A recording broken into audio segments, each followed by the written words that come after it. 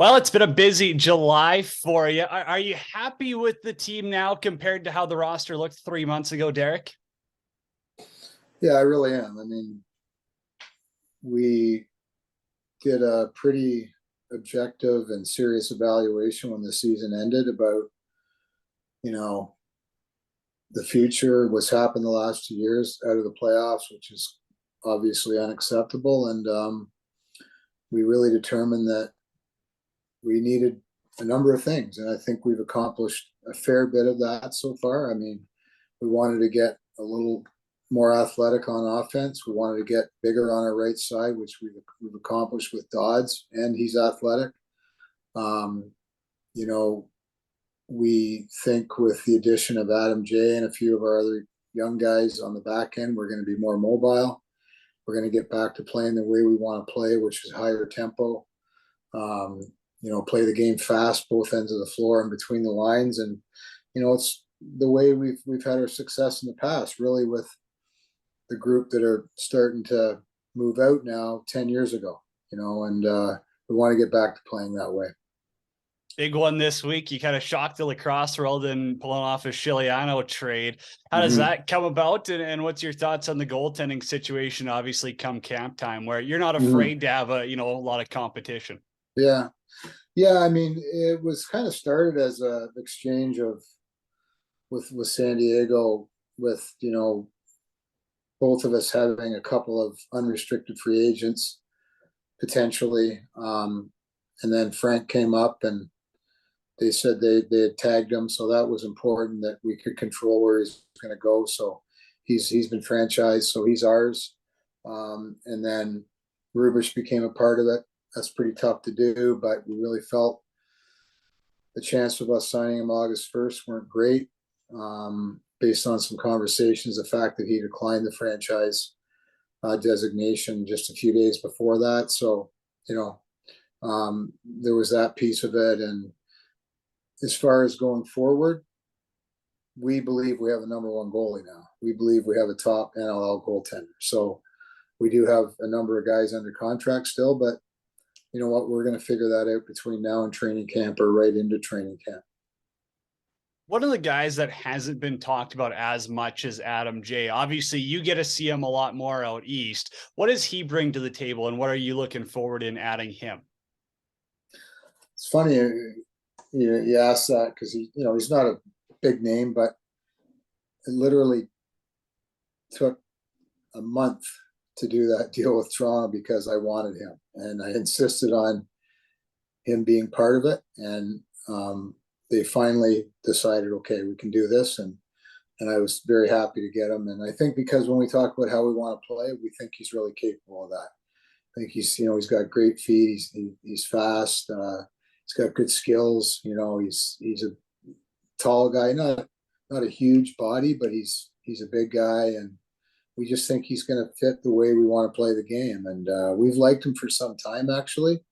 Even last year, we talked to Toronto about him, but it was not going to happen. And so, yeah, it's a guy that we kind of wanted and we got. So we're happy with that. Now you really shake up the forwards as well this offseason. Have you talked, I guess, with Jimmy and Cam about the forward group and what it's going to look like moving forward? Because obviously there's going to be different staples on offense here. Yeah, I mean, it's a different look.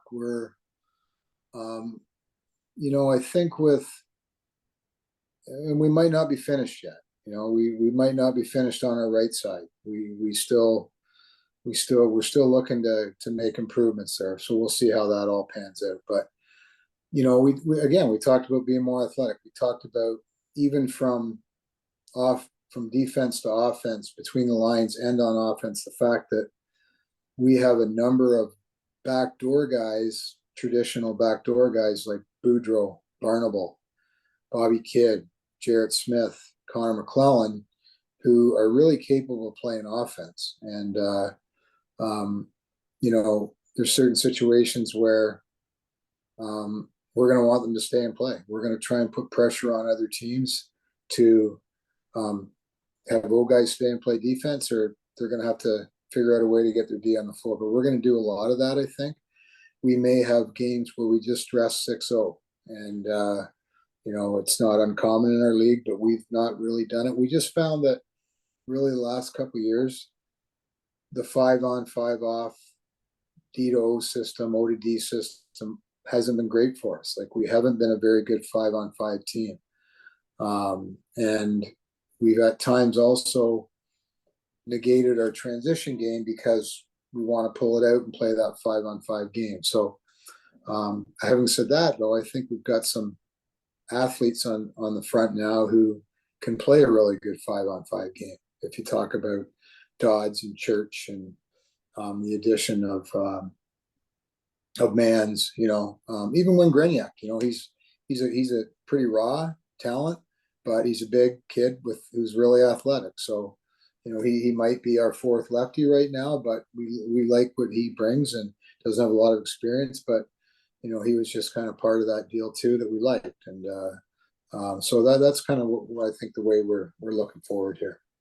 Do we got an update we can talk about on Robert Church, or where's that situation at contract wise? He's been franchised, so we'll get that done. He just got married, and we got other things going on now, but we won't have any issues there with Robert. We'll get that finished well before training camp. That's for sure. Last one for you. It's got to be tough, obviously, saying bye to Rubish and Matthews. And for you, you've been in the league so long. Are those two of the toughest phone calls you've had to make? Yeah, well, I was fortunate enough that I got to meet with Mark because we live close, and Rubes lives right near me too. But I had a lot of leeway time, or a lot of time ahead, knowing with the deal with Toronto. Whereas with Rubes, it kind of happened really quickly. It was kind of dead, then it was back on, and I had to call them. And so, but yeah, they're tough. Like, I mean, we've been, Rubes 12 years, Mark 11 years with the team. So they're difficult, but I think for Mark, I really believe it'll be good for his career too. I think for a guy his size and that, getting on a plane every weekend, it starts to wear on you a little bit. And we'll see where Rubes ends up, but it could be the same thing for him, but we'll see. But they're difficult, right? Like we had a lot of success together with those guys. A lot of wins and 3 championships. So pretty tough.